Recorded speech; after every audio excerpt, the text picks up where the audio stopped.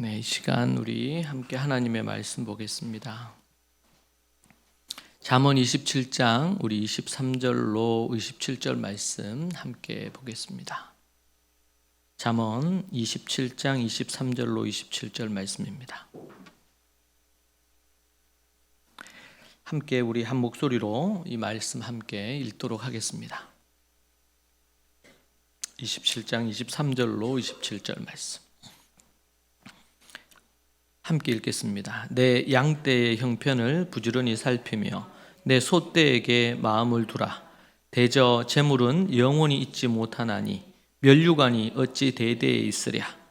풀을 벤 후에는 새로 움이 돋나니 산에서 꼴을 거둘 것이니라. 어린 양의 털은 내 옷이 되며 염소는 밭을 사는 값이 되며 염소의 젖은 넉넉하여 아멘.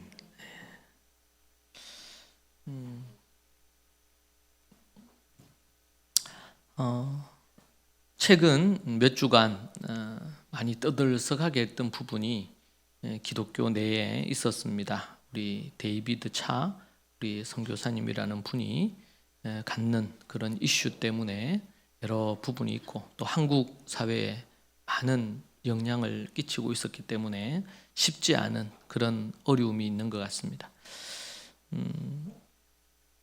최근에 우리 또 청교도 관련된 신학으로 유명하신 목회자죠.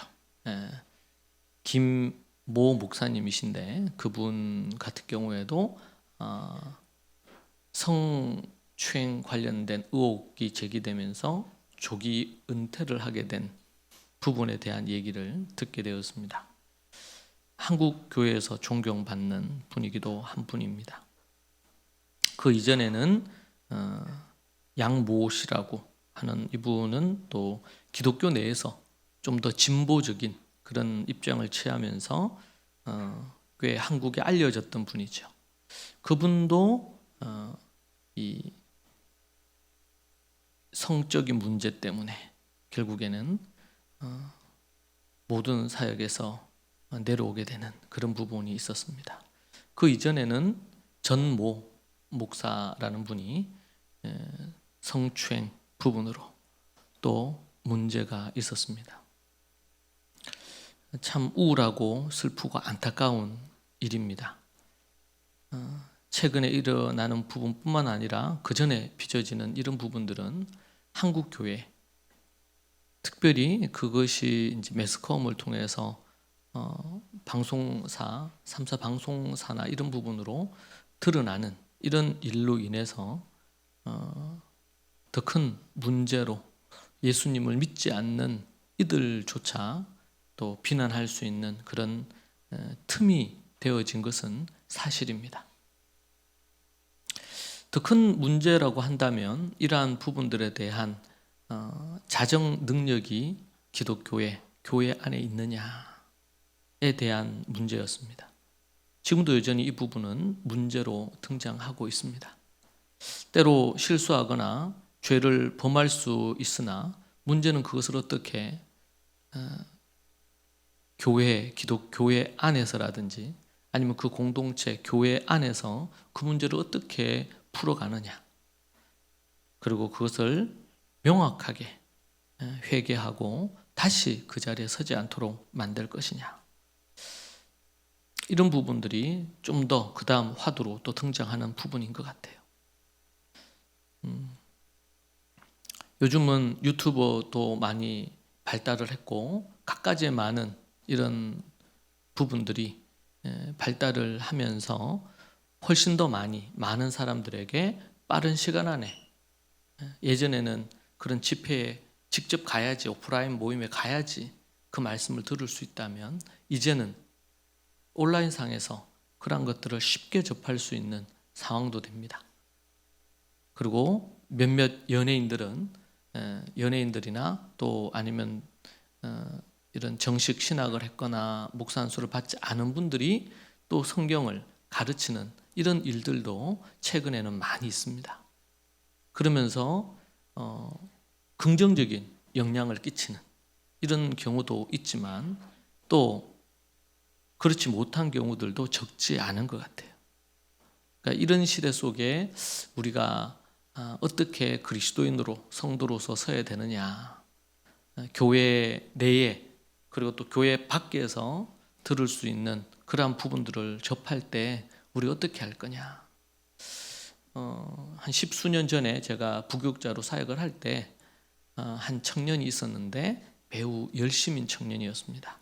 근데 그 청년이 어느 성경 공부에 간다는 얘기를 들었는데 결국에는 그 집이 다 믿는 집이고 몇 대로 믿음을 가졌던 집이거든요. 근데 그 청년이 이제 성경 공부한다고 하면서 갔는데 이제 거기가 이제 구원파였습니다. 그 나중에 알고 보니까 거기에 많이 심취했고 아예 이제 거기에 그 교회에 가게 된 것이죠. 참 안타까운 부분의 일이었고, 그리고 전 세계에서 우리나라에서 가장 이단이 많다고 합니다. 우리나라에만 스스로 자칭 예수라고 얘기하는 이가 50명이 넘는다고 합니다. 자기가 예수라는 거예요. 또 어떤 경우는 2000년 전에 그 예수님은 실패했다. 그 자기가 이제 그 다음 예수로 왔다. 이렇게 주장하는 이들도 적지 않습니다.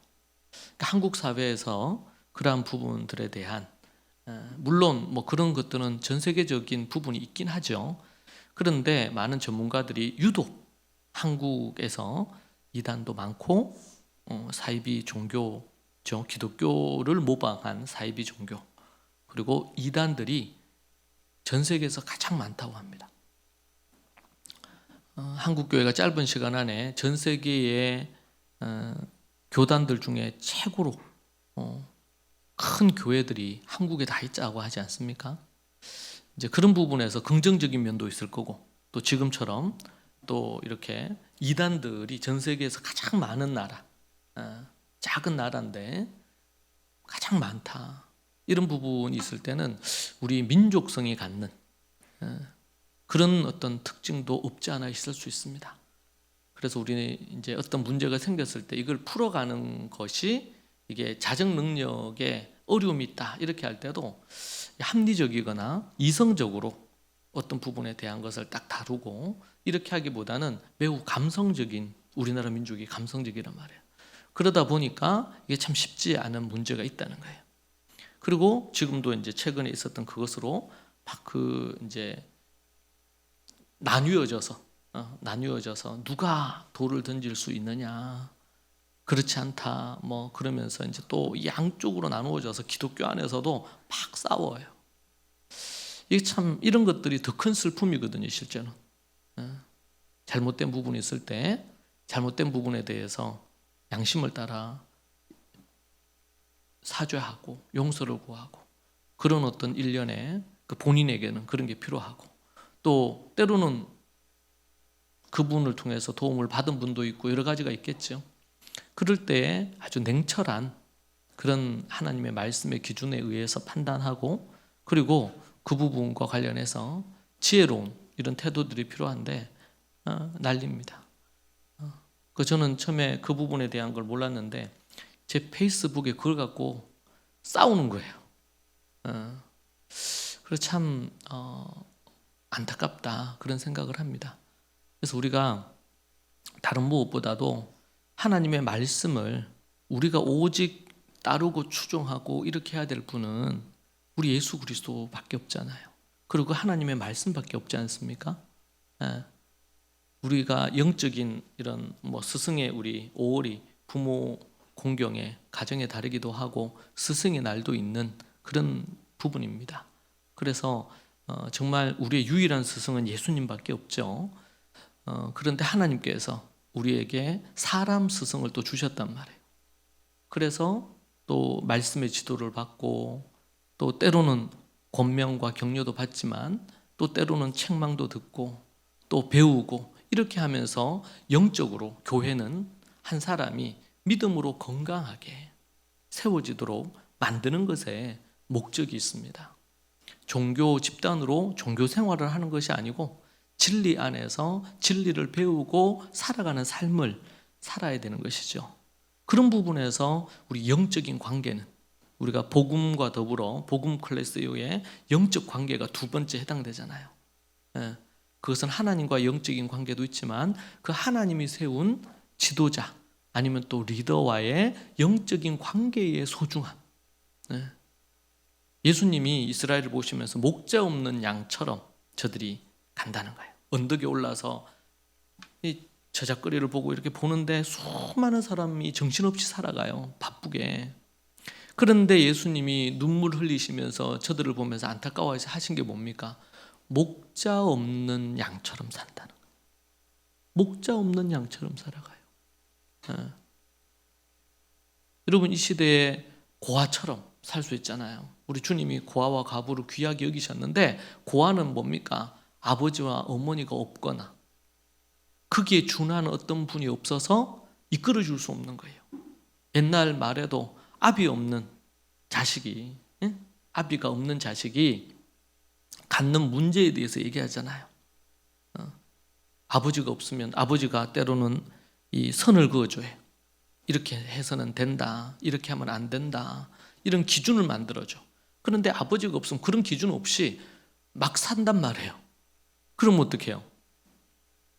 그러면은 예의도 없고, 그리고 또 삶의 어떤 분명한 기준, 윤리 도덕도 없고, 관계의 질서도 없고, 뭐 고아라고 해서 다 그런 건 아닐 거예요. 그런데 그럴 가능성이 매우 높다는 거예요. 어릴 때부터 부모님이 있으면, 특별히 아버지가 있으면은 이렇게 해서는 안 된다. 때로는 책망도 하고 훈계도 하고 매도 들고 이렇게 하면서 그렇게 하는데 그게 없단 말이죠. 예수님이 목자 없는 양처럼 살아간다. 이스라엘을 보면서. 여러분 이 시대에 많은 자녀 세대들이 부모가 있지만 부모가 그런 역할을 안 해요. 교회에서도 그런 역할을 안 해요. 잘못된 것을 잘못됐다고 말하지 않아요. 권면하지 않아요. 또 교회 안에서 목사님 이런 부분이 있는데 이건 어떻게 하면 좋을지 조언을 구하거나 이런 부분도 각자 자기 팔 자기가 흔들고 살아요. 그냥. 그러니까 이게 참 심각하죠. 그래서 미국에서도 이런 일이 있었습니다. 대대적으로 많은 알려진 기독교 미국의 지도자들이 돈 문제, 성 문제로 팍팍 넘어지는 거예요. 그 대표적인 부분이 유명 설교가 그 당시에는 이제 뭐 이런 발달하지 않았잖아요. TV 설교가가 있는데 그 TV 설교가가 정말 엄청난 영향을 줬어요. TV 앞에서 말씀을 설교를 듣는데 TV 앞에서 회개하는 사람들이 미국 50개 주에서 엄청 많은 사람들이 회개하고 막 이런 일이 일어나고 있었어요. 그런데 얼마 지나지 않아서 그분이 자기의 비서와 불륜 관계가 생긴 겁니다. 이게 미국 사회에 엄청난 충격이었어요. 그래서 자기가 그걸 인정했어요. 공식적으로 사과도 하고 그렇게 하지 않겠다고 하고 어떤 회복의 어떤 시간을 가졌어요. 그런데 또 얼마 지나지 않아서 반복된 일이 계속 생긴 겁니다. 그래서 미국에서 이제 일어났던 운동이 뭐냐면 왜 이렇게 되었나? 그러면서 만들어진 게 이제 프라미스 키퍼라고 하나님의 그 약속을 지키는 그런 어떤 목회자들을 중심으로 한 모임들이 만들어지기 시작했어요. 각자 목회자들이 사역을 하면서 때로는 이 연예인들이 마약을 하잖아요. 그런 부분들에 대한 걸 하고 하면서 TV나 매스컴에 비친 거 하고 홀로 있을 때 외롭고 또 인기가 있었는데 때로는 인기에 따라 왔다 갔다 하는 어떤 상황들이 있다 보니까 고독하고 아니면은 대중으로부터 버림받은 느낌이 들고 이런 것 때문에 마약을 하게 되는 그런 모습처럼 목회자들도 그럴 수 있다는 부분에 대한 것 때문에 이제 꽤 오랫동안 그런 이제 운동들이 일어나곤 했었습니다. 심지어 목회자들이 그러한데 성도들은 어떻게 했습니까? 참으로 안타까운 부분입니다. 그래서 이제 뭐 종말론 문제라든지 정치적인 어떤 부분에 있어서 뭔가 영향력을 미치는 그런 목회자들이라든지 이런 부분으로 인해서 말들이 많습니다. 여러분, 우리가 이럴 때에 더욱더 하나님의 말씀과 예수 그리스도의 가르침, 그리고 교회가 건강하게 계속 서가는 게 너무 중요합니다. 그래서 교회 안에서 성경 공부라든지, 그러니까 교회 밖에 어떤 성경 공부나 이런 어떤 집회나 이런 부분이 뭐 모두 다 유익이 없다고는 할 수 없을 겁니다. 그런데 교회는 어떤 형태로든 책임성을 요구합니다. 그래서 제가 뭐 어떤 분을 모시거나 우리 캠프할 때도 애들 학생들한테 유익할 분을 모신다 이렇게 할 때도 정말 심사숙고하거든요. 교회에 어떤 분을 초청한다 그럴 때도 더 그렇습니다. 여러분, 아무리 좋은 책도 내하고는 안 맞을 수 있거든요. 그런 것처럼. 그래서 여러분들이 그런 이제 교회 밖에 어떤 부분들이 있을 때 더더욱 주의가 필요하고, 그 외에 어떤 뭐 선교단체든 어떤 모임이든 이런 부분들에 대해서 신중에 신중을 기하는 게 필요합니다. 그리고 하나님 앞에서 이 말씀을 스스로 연구하고, 이스라엘에도 이단이 있을 수 있죠. 그런데 거의 얘기를 잘 못 들은 것 같아요. 왜 그러냐면 어릴 때부터 이 성경 말씀을 스스로 공부할 수 있도록 만들잖아요. 그리고 연구하게 만들고, 그리고 그 이제 주석 안에 보면 뭐 한 절이 있으면 10가지 정도의 다양한 입장에 대한 것을 다 수록해 놓습니다. 그러면서 어느 게 더 옳은가 맞는가 이런 부분들에 대한 것을 어릴 때부터, 초등이나 중등 때부터 분별하도록 만든단 말입니다. 제가 토다를 쓸 때도 그런 걸 많이 감안합니다. 왜냐하면 어떤 뭐 대부분 그렇지 않지만 민감한 또 해석에 있어서 어려운 부분이 있습니다. 그러면은 요한계시록을 제가 다룰 때도 다양한 입장을 다 소개하려고 했습니다. 그런데 좀 더 지지를 받는 입장이 뭐 5개가 있으면 그 중에 한두 개가 더 많은 지지를 받는다. 그러니까 명확하게 이거다 이렇게 얘기할 부분은, 복음의 본질적인 것은 우리가 양보할 수 없죠. 그런데 많은 성경의 어느 본문 중에서는 이게 난해 구절들이라고 합니다.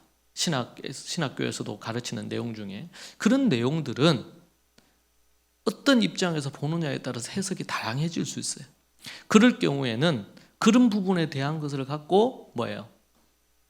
이게 절대적이다 이렇게 얘기하는, 주장하는 설교자들이나 강사들은 위험합니다. 그런 말 있죠. 가장 무서운 사람이 어떤 사람이에요? 책 한 권만 읽은 사람이라 하잖아요.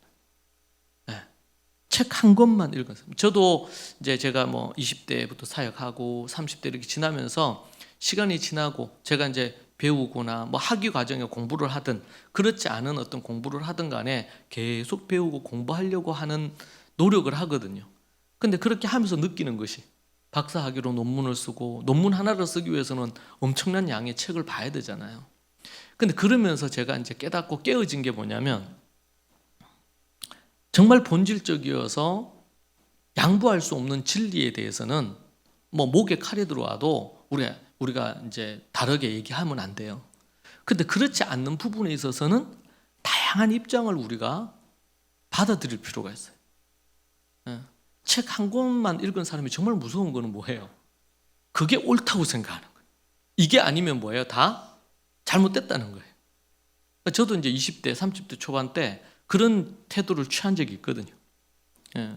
신학 이슈 중에 구속사라든지 뭐 각가지 이런 주제를 배울 때 이게 절대적이다. 이게 절대적이다. 이거 아니면 아니다. 그래서 어떤 토론을 할 때 그게 아니다 그러면 상종을 안 했어요. 근데 시간이 지나면 그게 참 편협됐구나. 본질에 있어서는 우리가 절대 양보하지 말아야 됩니다. 그러나 비본질적인 것이 훨씬 더 많습니다. 그럴 때 뭐예요? 유연성이 필요하죠. 다양한 입장에 대한 이해가 필요합니다. 그렇지 않으면은 이 세상 속에서 우리 고린도전서 5장에 나왔던 것처럼 예수님을 믿지 않는 이 세상을 살면서 세상을 사랑할 수가 없는 거예요. 그 영혼들을 마음에 품을 수가 없어. 뭐예요? 어떤 교리나 아니면 어떤 기준을 갖고 다 판단을 하니까. 그게 아니면 아니라는 거예요. 자기가 갖고 있는 가치에 있어서 그게 아니면 아니라는 거예요. 그러면은 또 우리 한국 사람들은 그 근거가 뭐냐? 그러면은 근거는 얘기는 뭔데? 아닌 것 같다는 거, 아닌 것 같다. 아닌 것 같은 것도 뭐야? 느낌이 그렇다, 느낌이. 물론 그 느낌이 맞을 때도 있지만 그 근거가 뭐냐 그럴 때 명확하게 얘기해. 그러니까 논리성이 자칫 잘못하면 떨어질 수 있거든요. 성경은 아주 논리적입니다. 이 논리를 넘어서는 메시지도 많지만 그러나 극히 논리적이에요. 그래서 어디에 그렇게 하게 되면 이번 사건도 보세요. 그렇게 하게 되면 그 잘못된 부분들이 이제 드러났잖아요. 그러면은 그분에게 도움을 받던 추종을 하던 그렇지 않든 간에 잘못된 건 잘못된 거고, 그리고 뭐 이런저런 부분에 있어서 그 해야 될 건 해야 되는데 우리나라는 또 그렇게 남의 일에 간섭을 많이 해. 자기 할 일이나 좀 잘하면 좋은데 어떤 일이 벌어졌다 그러면 솔직히 그런 뭐 강 건너 불구경이 그 재밌잖아요. 누가 불을 질렀는지, 어떤 것 때문에 일어났는지, 카드라 통신도 너무 많고. 우리 그리스도인들이 그러면 안 돼. 기도할 부분 기도하고 그걸 통해서 교훈을 얻고, 아, 잘못됐구나. 잘못된 부분들은 이렇게 이렇게 돼야 된다. 근데 지금 보면은 막 두둔한다고 또 뭐, 그래서 제가 뭐 그것 때문에 이제 누가 그거 해서 제가 어디 뭐 유튜브를 보는데 그 밑에 뭐 댓글 단 게 가관이에요. 여러분, 거기 댓글 다는 사람들요 99%가 크리스찬이거든요. 그런데 그 단 거 보면은 그렇게 서로 욕하고 누가 또 댓글 단 데다가 거기다 또 욕짓거리를 적어놓고, 거기에 혹시 여러분들이 유튜브에 물든 분들은 아예 유튜브를 그냥 앱을 지워버려. 우리 영혼이 안 좋아요. 그걸 절제할 수 없으면.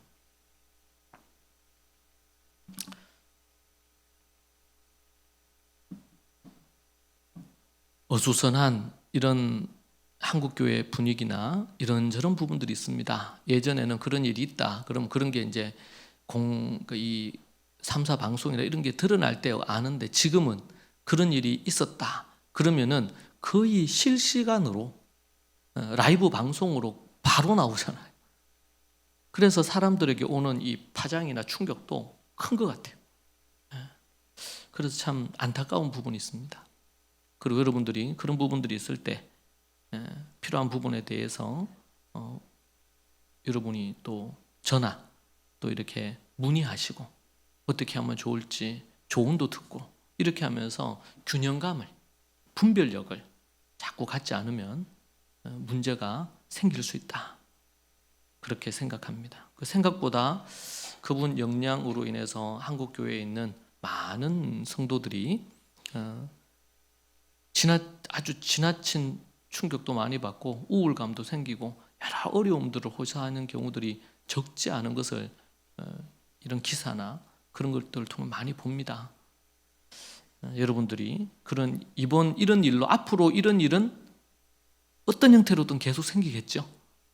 또 생길 겁니다. 그럴 때에 우리가 어떻게 대처하고 생각해야 될 거냐, 분별이 우리에게 필요합니다.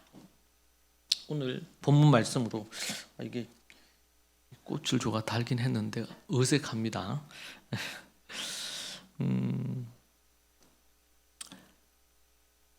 오늘 여러분과 얘기할 주제는 일상에 대한 겁니다. 일상. 일상이라 그럴 때 뭐 소소한 우리의 삶의 작은 어떤 일상의 부분들을 말합니다. 저는 최근에 이제 감사했던 게 이 걸을 수 있는 게 너무 감사한 거예요. 제가 한때 걷지 못했잖아요. 그래서 휠체어 타고 움직인다든지 이런 시기가 있었습니다. 그때 한창 이제 제가 그 뭐 해외 스케줄이 많았는데 다 스케줄을 적게 된 것이 이제 뭐 허리나 다리나 이런 부분들을 크게 수술을 하고 이렇게 하면서 그렇게 했거든요. 그래서 제가 이제 일본에 그때 3년 동안 갈 때도 그 스케줄을 취소했어요. 왜냐면 독일 갈 스케줄이 잡혀 있었는데 도저히 독일은 꽤 먼 거리 아닙니까? 비행기로 뭐 열 몇 시간 가야 되니까 이게 좀 어렵겠다. 그래서 취소했어요. 그런데 일본에서 연락이 온 겁니다. 이렇게 해서 그래 처음에는 제가 2번인가 제가 거절했어요. 몸이 힘들어서 가기 어렵다. 근데 그쪽에서 엄청 강권해서 요청을 하는 거예요. 다 준비할 테니까 비행기만 타고 내리시기만 하면 뭐 다 어떻게 하겠다 이러면서. 그래서 그때도 내려서 휠체어 타고 비행기 타고 내려서 휠체어 타고 이제 공항에서 빠져나왔거든요. 입국 수속하고. 그럴 때는 그 전에만 해도 걷는 것은 일상생활이었죠. 뭐 걷는 것이 고마운 적이 한 번도 없었습니다. 그건 당연한 거였으니까. 그런데 걷는 것이 그때 당연한 것이 아니었습니다. 한 10m만 걸어도 통증이 너무 심해서 주저앉게 되었었으니까요. 근데 그때 저는 깨달았습니다. 걷는 일상이 이게 하늘이 주신 선물이고 복이구나. 이게 당연한 것이 아니구나. 그러고 나서 보니까 제가 가는 병원에 정말 수백 명이 저와 같은 고통으로 병원에 대기하고 있는 거예요. 목발을 짚거나 휠체어 타지 않고는 걷지 못하시는 그분들에게는 걷는 일상이 정말 감사하고 간절히 원하는 거구나. 성경에도 보면 앞을 보지 못하는 이들이 등장합니다. 앞을 보는 것은 너무나 당연한 부분이라고 생각하고 아무런 감흥이 없잖아요. 눈을 떴는데 뭔가가 보여. 그러나 앞을 보지 못하던 하는 이들에게는 평생의 소원이 내 눈으로 뭔가를 보는 거라고 합니다. 그래서 예수님이 지나가실 때 간절히 부르시잖아요. 눈에 보이면은 뭐 다리가 건강하면은 걸어가서 예수님 가까이 가면 되는데 안 보이니까 누군가가 주지 않으면 예수님을 만날 수가 없어요. 그래서 예수님 고래고래 소리를 치면서 자기를 한번 봐달라고 그렇게 부르짖습니다. 여러분, 나에게 당연한 그것이 누군가에게는 일생에 딱 한 번 그렇게 되기를 바라는 소원일 수도 있다는 겁니다.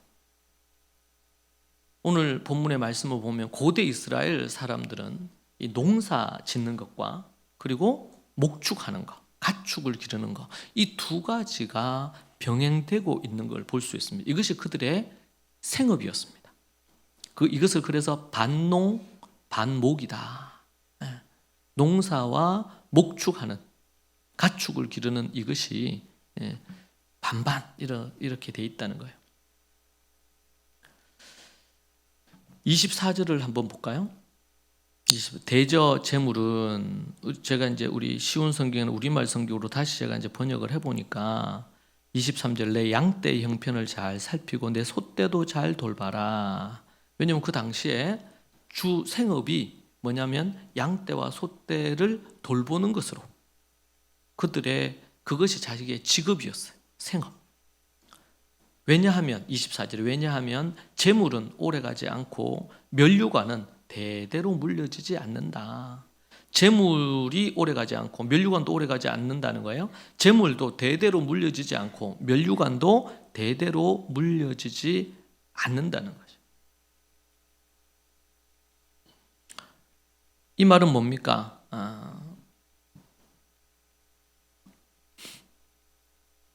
재산이나 권세나 부귀 등에 의존하지 말아라. 왜냐하면 그거는 영원한 것이 아니기 때문이라는 거고, 그리고 25절에 해마다 계속 돋아나는 풀을 베어 가축떼를 먹이고 자신의 일상적인 생업을 하는 데 있어서 성실하게 그렇게 해라. 여러분 풀을 깎아가지고 가축을 먹였어요. 그런데 또 좀 더 지나서 보면 또 풀이 나 있어요, 안 나 있어요? 풀이 나 있어요. 그렇게 해서 또 베어서 또 먹일 수 있어요. 가축들의 먹이로 쓸 수 있어. 근데 그게 들에 나가면 지천에 깔려 있어. 그게 그걸 돈을 주고 사는 게 아니고 그렇게 돼 있단 말이에요. 그런데 사람들은 그런 것을 당연시 여길 수 있겠죠. 가축대의 주인은 자기 양떼를 목동들에게만 맡기지 말고 직접 나서서 잘 돌보라는 그런 메시지를 담고 있습니다. 그리고 양떼의 털과 염소떼의 젖으로 생계를 유지하는 거예요. 그런데 양은 양떼의 털을 깎아서 그것으로 수익을 얻는 것이 당연하다고 여길 수 있단 말이죠. 들에 풀이 있어가지고 그걸 가축의 먹이로 쓸 수 있는 것이 당연하다고 여길 수 있는 것처럼 그런 식으로 당연하게 여기는 겁니다. 염소떼의 젖으로 그것을 먹고 그것을 팔아서 생계를 유지할 수 있어요. 그렇게 함으로 가정의 화목을 도모할 수가 있죠. 여러분, 이 모든 것이 어떻게 보면 뭐예요? 당연한 것처럼 보이지만 당연하지 않는 것입니다. 근데 언제 이게 당연하지 않고 귀하다는 걸 깨달아요? 그것을 잃어보면, 그것을 잃으면 그것이 당연하고 귀하다는 것을 알아요. 제가 지난번에 목회 칼럼에 그런 글을 썼습니다. 자녀들에게 가난을 가르치시라. 가난을 가르치시라. 가난을 모르는 세대는 결국에는 지금 얻고 가지고 있는 것이 귀하다고 여기지 않습니다. 그러면 반드시 그 가난이 다시 찾아옵니다. 지금 우리가 자유를 누리고 있습니다. 가까운 북녘 땅에는 자유가 없습니다. 전 세계에 자유가 없는 곳이 정말 많다고 합니다. 그런데 언제 이 자유가 귀한지를 알게 될까요? 이 자유를 잃어버렸을 때, 이 당연한 것이 당연하지 않게 되었을 때, 그때에서야 깨닫습니다. 깨달아요.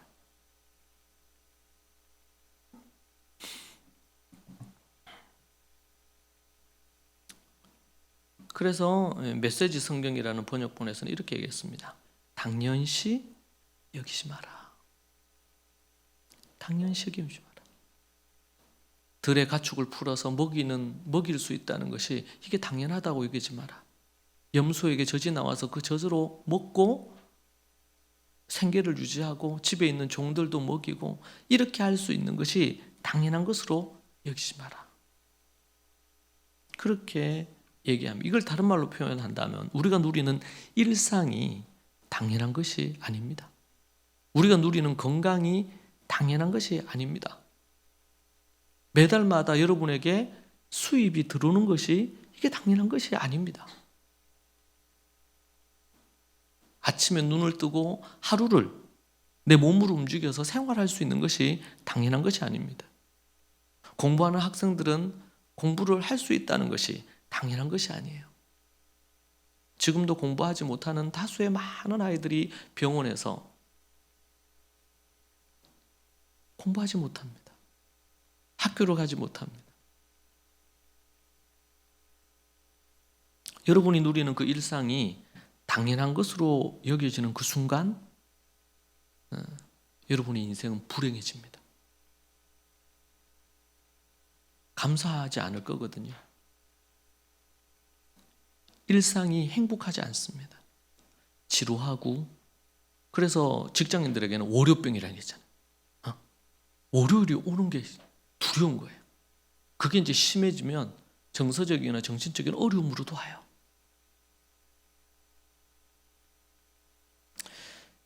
일상이 뭘까요?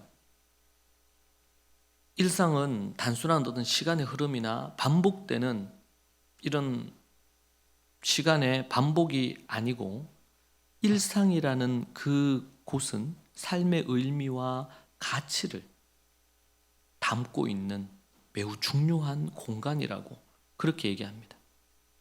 우리는 어찌되었든지 일상에 뿌리를 두고 살아갑니다. 그리고 이 일상에서 우리는 꿈도 꾸고 희망도 갖고 미래에 대한 기대도 합니다. 우리가 서 있는 자리가 어디라는 거예요? 일상이라는 거예요. 일상은 우리의 삶의 뿌리를 내리는 곳입니다. 태어나서 경험하는 모든 것이 일상이라는 공간에서 이루어집니다. 가족 간에 이런 따뜻한 사랑을 나누거나 우정 관계를 맺거나 이 모든 것들이 뭐 직장 생활하는 직장 생활하는 부분, 사업하는 분들은 사업하는 부분, 아니면 여가 생활을 즐기는 거라든지 이런 거, 취미 생활하는 거 이런 것도 어디에 속해요? 일상이라는 공간 안에서 이루어지는 거예요. 그 시간과 공간 안에서 이루어집니다. 그 일상에서 우리는 뭐야? 꿈을 꾸고 희망을 갖고 비전도 가지게 됩니다.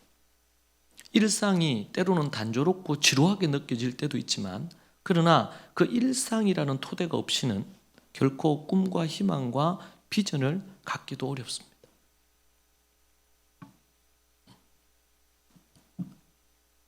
근데 사람들은 이 일상을 소중하게 여기지 않습니다. 앞에서 제가 얘기한 것처럼 제가 걷는 것이 소중하지 않았었습니다. 근데 제가 매일 감사기도 하는 것 중에 하나는 뭐냐면, 하나님, 오늘 제가 걷게 해주셔서 감사합니다. 그게 저의 매일의 감사 제목입니다. 왜냐하면 걷지 못한 때가 있었으니까요.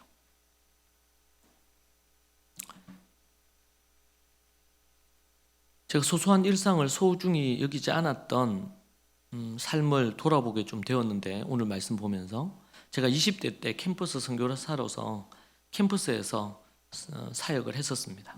그때 결혼도 했어요. 그때 돌아보면 주의 사명을 감당하는 일, 나가서 전도하고 제자를 삼고 학생들에게 가르치고 모여서 함께 회의하고 성경 공부하고 이런 것은 정말 귀하고 위대하고 좋은 거, 그렇게 생각했습니다. 근데 삶의 소소한 것들, 뭐 예를 들면 집안 청소하는 거, 설거지하는 거, 뭐 빨래하는 거. 어떤 분에게 빨래 개는 게 그렇게 힘들대요. 빨래 개는 거. 앞으로 AI가 나와가지고 빨래 개 줄 수 있을 것 같아요. 이런 허드렛 일들. 여러분, 이것도 우리의 일상 속의 한 부분이죠. 만약에 이걸 안 한다 그러면 어떨까요? 요즘 제가 이제 뭐 제 방이나 아니면 또 제가 이제 연구하는 이런 공간 같은 경우에 제가 뭐 청소해, 제 아내가 이제 주로 청소를 하고 했는데, 요즘 제가 아침에 매일 눈을 뜨면은 아침에 말씀 보고 또 그거 하고 나서는 청소부터 합니다. 어떤 동기가 생겨서 그렇게 하게 됐는데, 어떻게 보면 그런 것들을 하찮게 여길 수 있잖아요. 하찮게. 사회적인 분위기가 나가서 여성들도 그렇고 아주 캐리어를 갖고 어떤 일을 하고 이렇게 하면은 그 사람은 아주 대단한 사람인데, 그렇지 않는 집안일을 한다든지 이렇게 하면 그걸 하찮게 여기는 경우들도 있거든요. 물론 뭐 그런 면도 있을 수 있지만, 그러나 밥 짓고 반찬을 만들고 국을 만들고 청소를 하고 빨래를 하고 이렇게 하는 것이 과연 하찮은 일인가?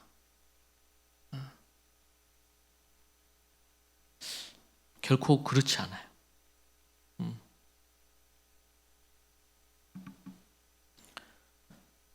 일상은 이렇게 소소한 작은 것들이 모여서 만들어지는 거거든요. 그래서 소크라테스는 이렇게 얘기했습니다. 살아있는 자의 가장 큰 비밀은 일상생활에서 행복을 찾는 거다. 그렇게 이 철학자는 얘기했습니다. 세네카라는 철학자도 얘기했어요. 매일을 마지막 날처럼 살아라. 그러면 너는 결코 두려움이나 후회 없는 삶을, 일상을 살게 될 거다. 한국의 율곡이라는 분이 이렇게 말했어요. 하루하루를 소중히 여기고 오늘을 최선을 다해서 살아라. 이게 단순한 한 문장인데 참으로 귀하죠. 우리 빌립보서 4장 8절에 나옵니다. 형제들이여 무엇이든지 진실하고 무엇이든지 참되고 무엇이든지 뭐 이런 순수하고 사랑스럽고 이렇게 하라고 얘기합니다. 무엇이든지 일상 속에서 모든 일 속에 진실하고 정직하고 순수하고 사랑스럽게 행하라. 물론 인기가 있고 유명해지고 많은 돈을 벌고 뭔가 성공하고 이런 것도 좋은 거지만 그러나 그렇게 하면서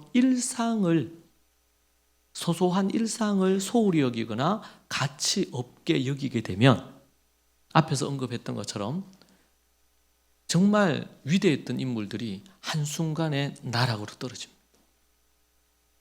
일상에서의 정직함, 진실함, 거룩함, 정결함 그런 작은 것들 아무도 쳐다보지 않는 것들 그렇게 한다고 해서 누군가 그렇게 인정해 주지 않는 그런 것들 그런데 그런 것들을 소홀히 할 때 결국에는 크게 추락을 하게 되거든. 왜 그렇게 그러면 이 일상을 소중히 여기지 않게 되었을까요? 특별히 교회를 다니는 우리들은 더더욱 위대하고 큰 일은 정말 대단하다고 이렇게 보지만 소소한 작은 부분에 대한 거를 우리도 소홀히 여길 수 있잖아요. 성도들 또한 뭐 현대인들도 그렇지만 소중히 일상을 소중히 여기지 않는데 왜 그런가? 제가 이제 연구를 해보니까 끊임없이 이 사회가 경쟁 구도 속에 있어요.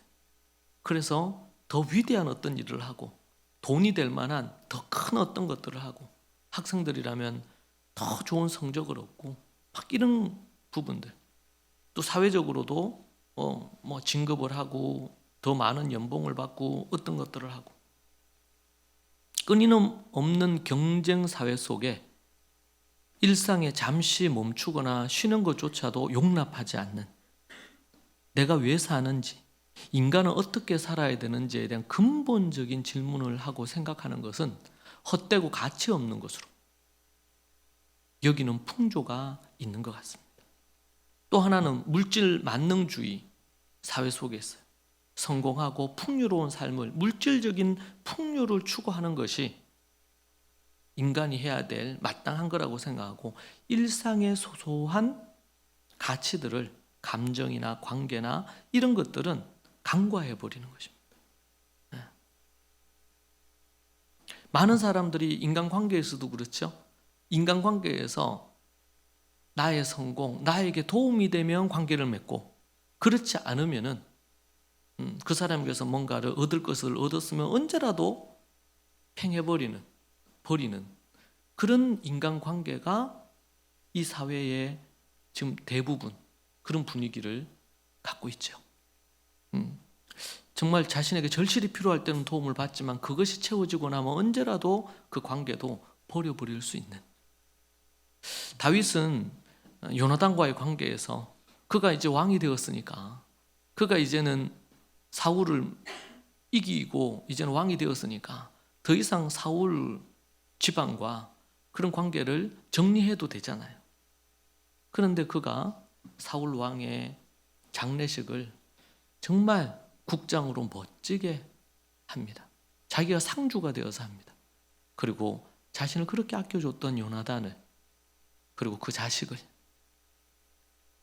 다윗 평생에 죽음에 이를 때까지 그들을 케어하죠. 관계의 소중함보다는 물질적인 풍요로움과 그것을 내가 어떻게 얻느냐 그러면서 인간성을 잃어버리고 있는 그러다 보니까 일상을 소중히 여기지 않아요.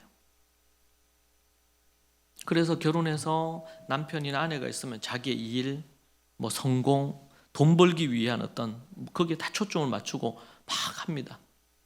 근데 세월이 지나고 이 부부 사이에 그 관계가 소원해져요. 각자 돈 벌고 성공하기 위해서 노력하는데 서로의 관계에 있어서 성공하고 더 성숙해지기 위해서 노력하지는 않습니다. 도리어 관계에 어려움이 생기면 회피해 버려요. 그러다 보니까 성숙해지지 않겠죠. 그러니까 나중에 어떻게 돼요? 이제 애들이 좀 크고 이제는 사회적인 안정을 갖고 나면 이 두 사람 사이에 관계에 어려움이 생깁니다. 관계가 깨어지는 겁니다. 평상시에 그 관계의 일상을 홀대했기 때문에 나타나는 결과일 수 있습니다. 그런데 나중에 시간이 지나고 나면 정말 더 중요한 게 뭐였는지 깨닫게 되는데, 그것을 깨닫게 되면 이미 늦는단 말이에요.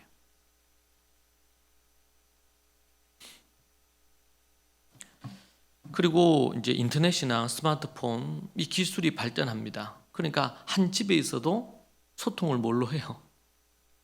네. 문자나 카톡으로 해요. 같이 어디 여행을 가서도 서로 눈을 보지를 않아요. 뭐만 보냐면 스마트폰만 봅니다. 집에서 퇴근하고 들어오거나 학교에서 돌아와서 그 집에서도 계속 스마트폰 보는 거예요. 스마트폰 끊임없이 확인하고 온라인 공간에 몰두합니다. 현실 세계를, 관계를 소홀히 여깁니다.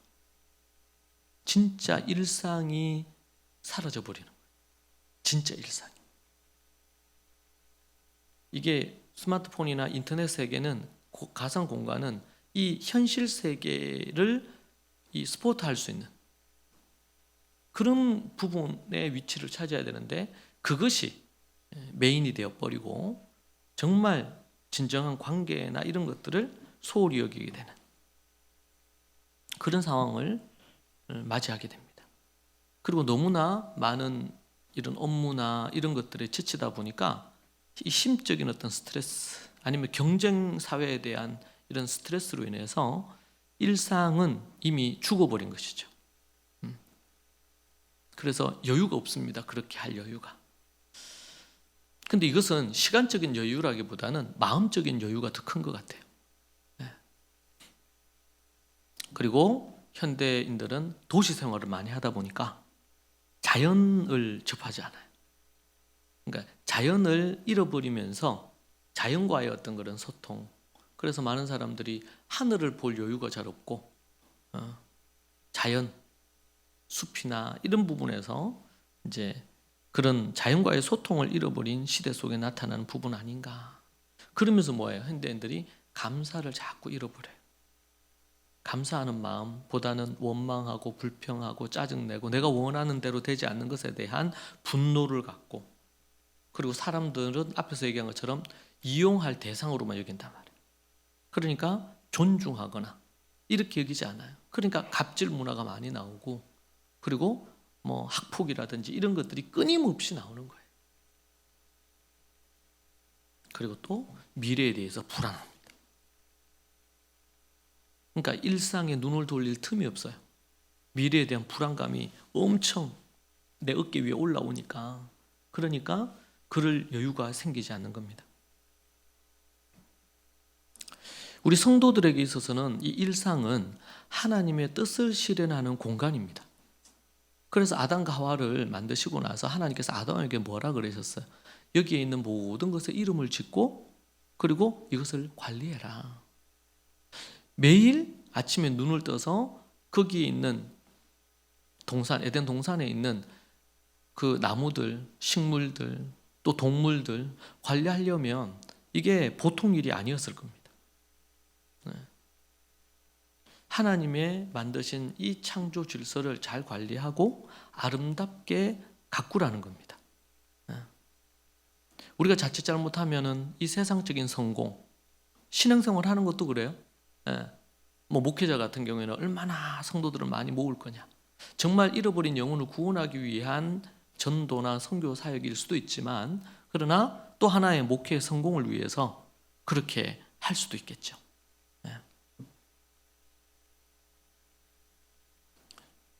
하나님의 뜻을 실현하는 그 공간이 어디냐? 공간과 시간이 어디냐? 일상이라는 거예요. 그런 부분에서 우리에게 일상은 소중합니다. 그리고 이 일상이라는 공간 안에서 우리는 지식을 얻기도 하고 배우기도 하고, 우리가 갖고 있는 어떤 그런 달란트를 이용해서 이 세상을 좀 더 아름답게 만들 수도 있습니다. 여러분이 뭐 어떤 비즈니스를 할 때도 어떤 물건을 만들어서 판다. 그럼 이 물건을 만들어서 파는 것으로 다른 사람들에게 유익을 줄 수 있겠죠. 여러분, 우리가 당연히 뭐 쌀이 있으면 쌀을 해가지고 그 쌀을 우리가 돈을 얼마 주고 사서 먹으면 우리에게 유익하다. 그냥 그런 걸로 그치는 게 아니에요. 만약에 농사 짓는 농부가 없고 그것을 판매하는 판매자가 없고 그러면 우리는 직접 농사를 지어야 되겠죠. 빵 하나를 먹으려면 빵을 만들기 위한 재료를 농사를 지어야 되거든요. 이 사회가 분업화돼서 각양 역할들을 다 하고 있는 이런 부분들이 참 중요한 부분이에요. 예수님께서 말씀하시죠. 우리 누가복음 3장의 이런 말씀을 보시면 누가복음 3장 여러분 한번 찾아볼까요? 누가복음 3장을 한번 살펴보십시오.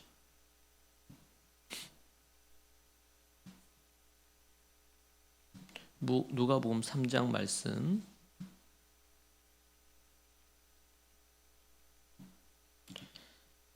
7절에 보면 이런 말씀 나옵니다. 요한이 침례 받으러 나오는 무리에게 이르되 독사의 자식들아 누가 너희에게 일러 장차 올 진노를 피하라 하더냐. 그러므로 회개에 합당한 열매를 맺고 속으로 아브라함이 우리 조상이라고 말하지 말라. 내가 너희에게 이르노니 하나님이 능히 이 돌들로도 아브라함의 자손이 되게 하시리라. 이미 도끼가 나무 뿌리에 놓였으니 좋은 열매 맺지 아니하는 나무마나 찍혀 불에 던져지리라. 무리가 물어 이르되 그러면 우리가 무엇을 하리이까? 요한이 침례를 베푸는 요한이 침례를 주는데 많은 사람들이 오는 겁니다. 그러니까 이제 그들 중에 독사의 자식들아 이러면서 책망을 하시거든요. 그러니까 이렇게 얘기하실 때는 바리새인들, 서기관들 이 사람들을 향한 책망이었어요. 그런데 그 얘기를 들은 무리 중에서 무리들이 이렇게 묻습니다. 12절에 세리들도 침례를 받고자 하여 와서 이르되 선생이여 우리는 무엇을 하리이까? 그렇게 묻습니다. 여러분 아시다시피 세리들은 그 당시에 이 로마의 앞잡이라고 해서 우리 일본 앞잡이처럼 그렇게 해서 비난과 그 동네에서 욕을 얻어먹는 그런 유대인이지만 유대인 취급을 안 했습니다. 세리들이 근데 침례를 받으러 왔어요. 선생이여 우리는 무엇을 하리이까? 그러니까 이 요한이 뭐라 그러냐면 세리들 너희들은 부과된 세금 외에 거두지 말아라. 그 당시에 관례는 뭐냐면 세금 이 세리들이 박봉입니다. 월급이 적었단 말입니다. 그래서 세금을 거둘 때 거기에다가 돈을 더 얹어 붙여서 세금을 거두어서 로마에 바치고 나머지는 자기가 이제 챙긴 거예요. 그게 너무나 당연한 관례였어요. 100이면 100 모든 세리가 그렇게 했고 그리고 세리들 중에 세리장이 있으니까 삭개오처럼 그러면은 그렇게 거두어 가지고 일부는 자기도 먹고 일부는 세리장에게 또 줘야 돼요. 그러니까 세리장이 엄청난 부를 누리게 된 것이죠. 그런데 뭐라 그랬어요? 네가 사는 일상, 생업에 있어서 어떻게 해라? 부과된 세금 외에는 거두지 마라. 그러면 어떻게 해요? 가난하게 살아야 되거든요. 그 밑에도 군인들도 물어 이르되 우리는 무엇을 하리까? 지금 침례받으러 왔는데 요단강에 침례를 주면 되는데 그렇게 안 하고 뭐라 그래서 회개에 합당한 열매를 맺으라 그러면서 엄청나게 책망을 하시잖아요. 요한이. 그러니까 1차적으로는 바리새인들 이들을 위한 건데 그 얘기를 듣고 있던 이 세리들이 소위 말해서 이 마음이 쫄리는 거예요. 나한테 얘기하시는 건가? 내가 어떻게 해야 침례를 받을 수 있을까? 이렇게 해서 물었습니다. 세리들이. 그러니까 그렇게 말하고 군인들도 물었어요. 어떻게 하리? 물어 이르되 우리는 무엇을 하리이까? 이르되 사람에게 강탈하지 말며. 여러분 세리보다 더 박봉이 군인이었어요. 그러니까 군인들이 받는 월급으로는 자신들의 생계 유지가 어려웠습니다. 그래서 결국에는 그들이 주로 취했던 게 어떤 거냐면 그들은 군인이니까 힘이 있고 창이 있고 이러니까 어떻게 해요? 약한 사람들 아니면 또 뭐 이런 사람들 것을 빼앗거나 아니면은 재판에서 이 거짓 증언을 해서 돈을 받거나 매수가 돼서 돈을 받거나 그렇게 하는 것으로 이제 풍족한 걸 누리게 된 거죠. 그러니까 그걸 아는 이 요한이 뭐라 그러셨냐면 군인들에게 강탈하지 말며 거짓으로 고발하지 말고 따라 하실까요?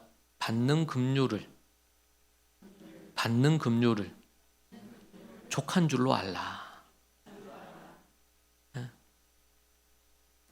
그 받는 급료로는 생계가 어려운데 그 받는 급료를 월급을 족한 줄로 알아라. 그렇게 군인들에게 얘기하는 겁니다. 여러분, 하나님께서는 모든 직업을, 그래서 우리 기독교에서 나오게 된 게 뭡니까? 어떤 직업도 귀천이 없다. 모든 직업이 소중하다. 이것이 기독교의 가치관 중에 매우 중요한 겁니다. 모든 직업이, 물론 죄악된 직업이 있을 수 있죠. 그것은 성경에서 거부합니다. 그러나 그렇지 않은 모든 직업은 오늘 여기 나오는 것처럼 여러분 세리가 잘못된 게 아니지 않습니까? 세금을 거두는 게 마땅하죠. 근데 문제는 이 세금을 과다하게 거두어서 1차적으로는 자기들도 먹고 살아야 되니까 그렇게 한다는 변명을 할 수 있겠지만, 그리고 또 군인들도 그렇게 변명할 수 있는데, 너희들이 침례를 받기를 원하느냐? 진정으로 너희들이 회개했다는 것을 회개에 합당한 열매를 보여다오. 회개에 합당한 열매를 보여다오. 세리들은 세금을 과하게 거두지 말고 정한 세금 외에는 거두지 마라. 군인들은 너희들이 받는 급료 외에 강포하게 어떤 것들을 해서 수입을 더 얻으려고 하지 마라.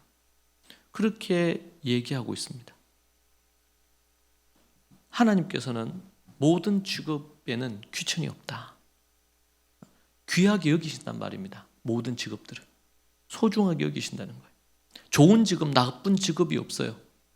이 세상에서는 아주 출세해서 어떻게 월급도 많이 받고 사회적으로도 위상이 있고 이런 것이 좋은 직업으로 취급할지 몰라도 하나님께서는 목동으로 있던 다윗이나 왕으로 있는 다윗이나 똑같아요.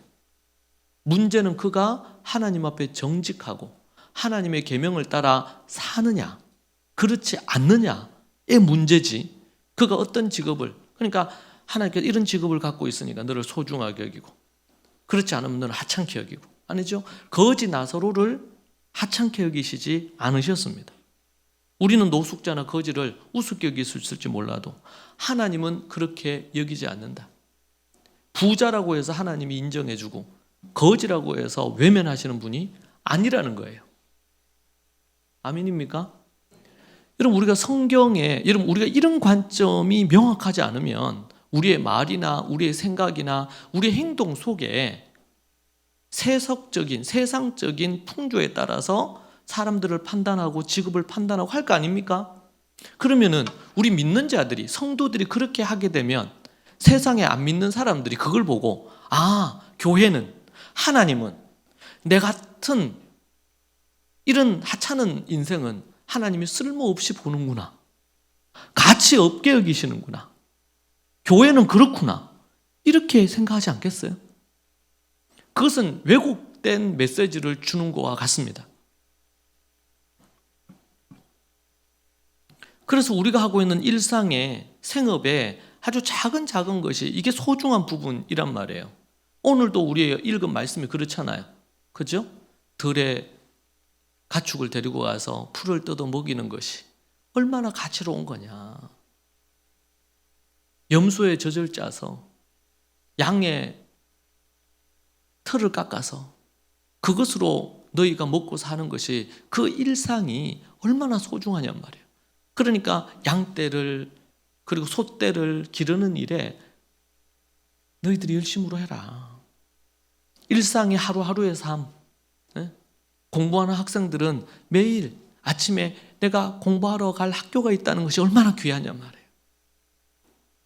부모님이 이런 교재나 책을 사주셔서 내가 그걸 볼 수 있는 게 얼마나 감사하냔 말이에요. 그걸 얻지 못하는 전 세계의 80% 이상은 여러분들이 누리는 그런 거를 할 수가 없어요. 그렇죠? 하루 세 끼 밥을 먹는 것이 감사한 거예요. 요즘은 뭐 그냥 먹기 싫어서 안 먹는 이들도 있지만, 그런데 하루에 한 끼를 먹지 못하는 부분이 전 세계의 70%가 넘는 데잖아요.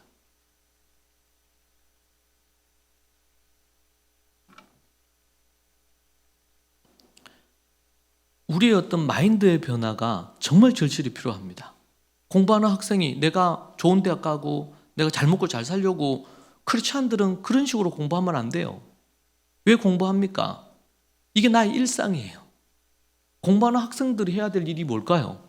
여러분, 사업하는 분들이 사업을 위해서 준비하고 계획하고 그걸 위해서 꼼꼼히 하고 새벽을 깨우고 그렇게 하는 삶을 살잖아요. 직장인들이 직장에서 성과를 올리고 그거 하기 위해서 일찍 잠에 들고 아침에 일찍 움직이고, 그리고 자기 일에 성실하게 열심히, 열심히 안 하고 돈 받는 게 아니라 정말 성실하게 일하고 그 사업체가 잘 되도록 하기 위해서 애쓰고 노력하고 땀 흘려야 되잖아요. 이게 너무 당연한 거 아닙니까? 근데 이 일상을 소중하게 여기지 않고 일 안 하고 쉽게 뭔가를 하고 돈을 받으려고 하는 이 도둑놈 신부죠.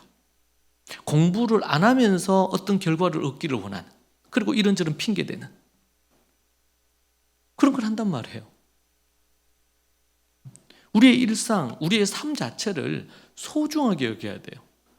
뭔가 아주 막 놀라운 대단한 어떤 이런 것을 꿈꾸고 이렇게 하기보다는 자신의 꿈과 비전을 갖는 것은 좋은 건데, 그 꿈을 이루기 위해서는 오늘 하루 시간을 소중하게 보내야 되잖아요. 작은 성공들이 모여서 어떤 일을 이뤄요? 내 꿈을 이뤄요. 큰 성공을 이루는 거예요. 갑자기 뭐 이렇게 한탕해서 뭔가 얻을 수 있는 게 아니거든요. 공부도 그래요. 저도 공부를 해보면 뭐예요? 꾸준하게 하는 거예요. 성실함을 배우는 거, 공부를 통해서.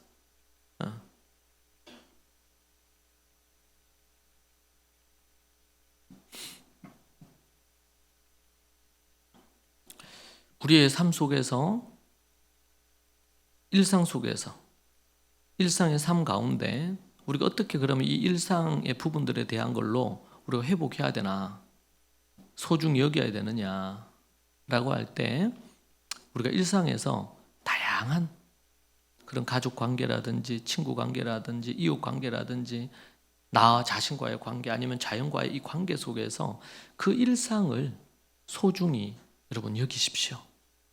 그것을 귀하게 여기십시오. 하나님이 원하시는 것이 그런 부분입니다.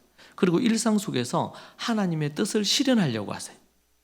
교회에 와서, 아니면 어떤 교회의 어떤 프로젝트를 통해서, 뭐 전도나 어떤 선교의 큰 일, 이런 일들이, 사역을 하거나 선교를 하거나 이런 일들이 크고 귀한 일이죠. 그것을 무시할 수는 없어요. 그러나 그것만 귀하다, 그것만 하나님의 뜻을 이룬다, 그렇게 할 수 없단 말이에요. 앞에서도 제가 앞에 언급을 했던 것처럼 그렇게 많은 사람들이 영향력을 미치고 그 사람의 어떤 설교나 메시지, 이런 부분들이 엄청나게 많은 사람들에게 파장을 일으키고 이렇게 할 수 있잖아요. 그런데 그런 사람들이 정말 조심해야 될 게 뭘까요? 소소한 일상을 잘 사는 거예요. 그 사람의 달란트로 인해서, 하나님이 주신 달란트로 인해서 말을 잘해서 그럴 수도 있고, 뭔가 지식이, 그런 부분에 대한 통찰력이나 지식을 얻어서 그렇게 할 수도 있어요. 그런데 하나님께서 우리에게 바라시는 것은 주여 주여 하는 자가 아니고 하나님의 뜻대로 행하는 거예요. 하나님의 뜻대로 행한다는 건 뭐예요? 일상의 소소한 삶을 잘 사는 거예요.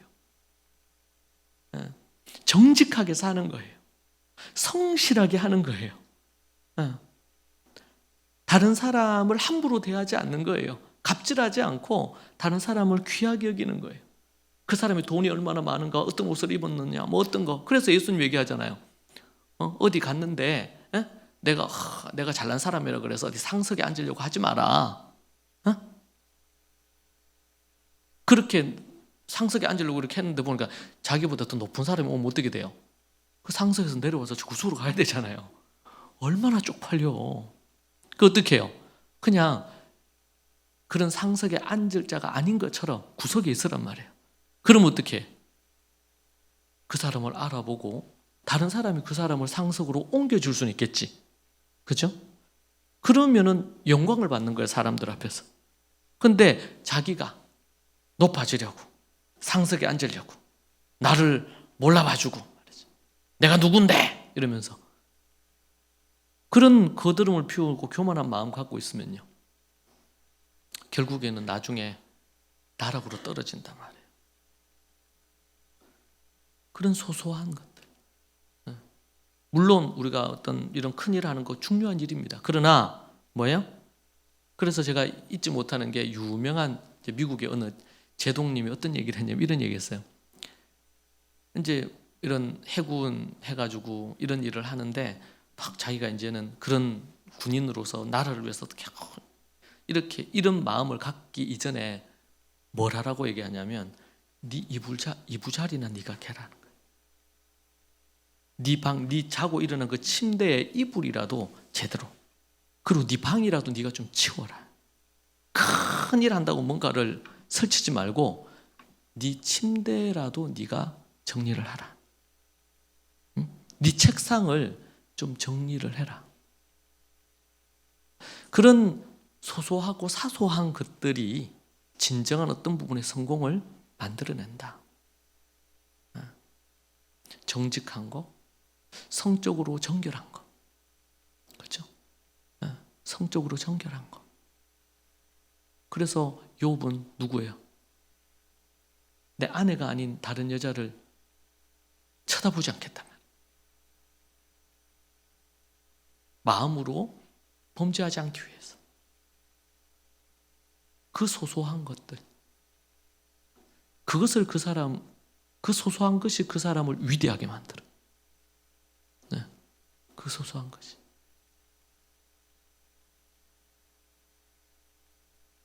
일상 속에서 하나님의 나라를, 하나님의 뜻을 우리 일상에서 누리고 경험하는 거 중요합니다. 여러분, 그리고 일상에서 여러분 변화를 만들어 가십시오. 네, 일상에서 변화를. 늦게 자는 버릇이 있습니까? 습관이 있습니까? 시간을 정해놓고 그 시간에는 무조건 하는 모든 일을 스탑하고 자는 훈련을 하십시오. 매일 성경을 읽는 습관을, 일상의 습관을, 좋은 습관을 자꾸 만드십시오. 일상을. 나를 성공되게 할 수 있는 습관을 자꾸 만드세요. 혹시 뭔가 마음의 우울함이나 부정적인 마음이 들거나 이런 부분들이 습관적으로 여러분 있는 사람들이 있습니까? 여러분, 그러한 것들이 들 때마다 예수님의 이름으로 그 부정적이고 어두운 것들 물리치고 떠나가도록 기도하고 항상 기뻐하고 쉬지 말고 기도하고 범사에 감사하는 이 말씀을 입에 되뇌이시면서 하야하십시오. 그 작은 소소한 습관이 여러분의 인생을 바꾸고 성공적인 삶으로 이끌어 줄 줄로 믿습니다. 여러분, 우리의 일상이 참 소중합니다. 그 일상을 우리가 여러분 잘 살아가십시다. 그렇게 함으로 하나님이 기뻐하시는 일상을 삶으로 여러분의 삶 가운데 진정한 성공, 기쁨, 물론 우리가 큰 일도 해야 되겠지만 그러나 작은 일에 일상에 충성한 자들에게 하나님이 그들에게 큰 일도 맡기실 줄로 믿습니다. 근데 그 큰 일을 하게 되었는데 소소한 것을 못했잖아요. 그러면 결국에는 높이 오르면 오를수록 떨어지는 것이 더 크게 느껴져요. 우리 사랑하는 좋은 가족 모든 식구들이 일상을 소중하게 여기고 가치 있게 여기는 여러분들이 되면 좋겠습니다. 기도하겠습니다. 하나님, 감사합니다. 작은 하나하나의 일들을 소중히 여기는 우리 믿음의 식구들이 되게 하옵소서. 인사하는 것부터, 누군가를 배려하는 작은 일부터 작은 안부를 묻는 것부터 작고 소소한 것인데 그것이 얼마나 가치 있고 중요한지 알게 하옵소서. 가족들이 나를 위해서 해주는 음식 하나, 청소 하나, 관심 하나, 그 하나하나가 얼마나 귀한지를 주님 알게 하옵소서.